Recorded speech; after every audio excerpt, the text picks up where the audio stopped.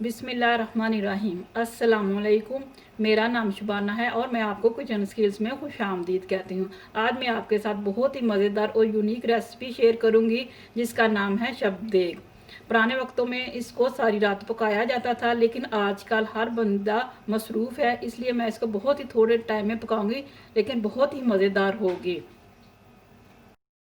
इसमें मीट भी जाएगा, कोफ्ते भी होंगे और वेजिटेबल भी होंगी, बहुत ही मज़े की बनेगी। इसके लिए मैंने लिया है मटन, ये हड्डी के बगैर है। हाफ के जी 1.5 टेबल स्पून आटा, नॉर्मल आटा जो घर में जिसकी हम रोटी बनाते हैं। 2 अदद प्याज है जिनको मैंने पीस लिया है।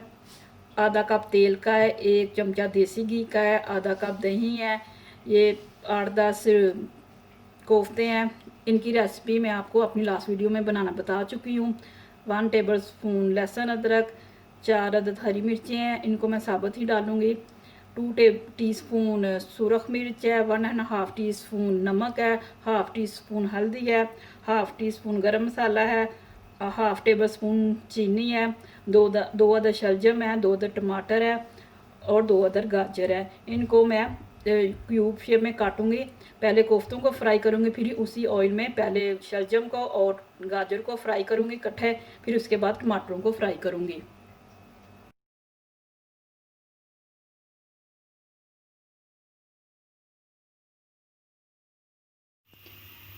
सबसे पहले गोश्त को डालेंगे, प्याज डाल दिया,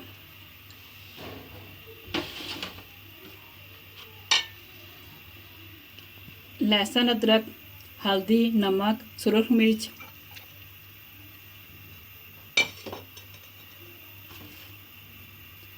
इतना पानी डालेंगे कि गोश्त अच्छी तरह गल जाए। कोफ्तों को फ्राई करते हैं।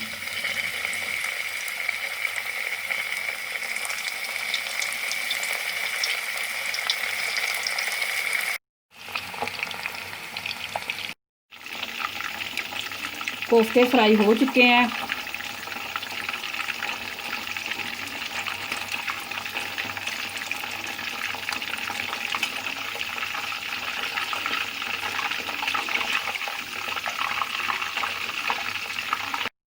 गाजर और शलजम को फ्राई करते हैं।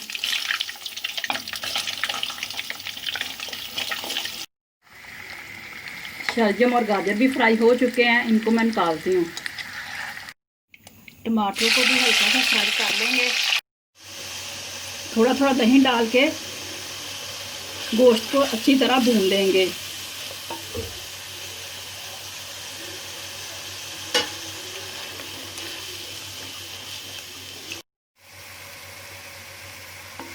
गोश्त अच्छी तरह भून चुका है, देखो ऊपर ऑयल आ गया है। अब इसमें फ्राई किए हुए मैं कोफ्ते डाल दूंगी। फ्राई किए हुए शलजम, गाजर और टमाटर डालकर मिक्स करूंगी।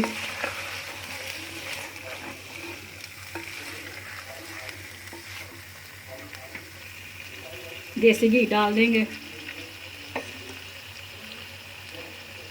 चीनी, गरम मसाला और सब्ज़ मिर्चें डाल देंगे। ये मैंने आटे में थोड़ा सा पानी डाला है, अगर आप डायरेक्ट डालेंगे तो आटे की गुठलियाँ बन जाएंगी।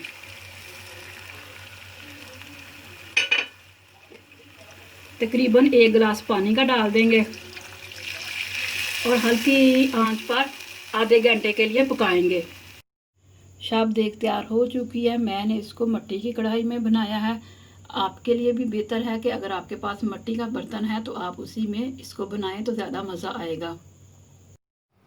शबदेग बहुत ही मज़े की बनी है, आप इसको रोटी और नान के साथ इंजॉय करें। बकरा ईद करीब है, आप ईद पे इस रेसिपी को ज़रूर ट्राई कीजिएगा। अल्लाह ताला के साथ आपको सेहत तंदुरुस्ती के साथ लंबी उम्र दे, आमीन। अगर आपको मेरी वीडियो पसंद आई है तो इसको लाइक, शेयर और मेरे चैनल को सब्सक्राइब कीजिए। अल्लाह हाफिज़।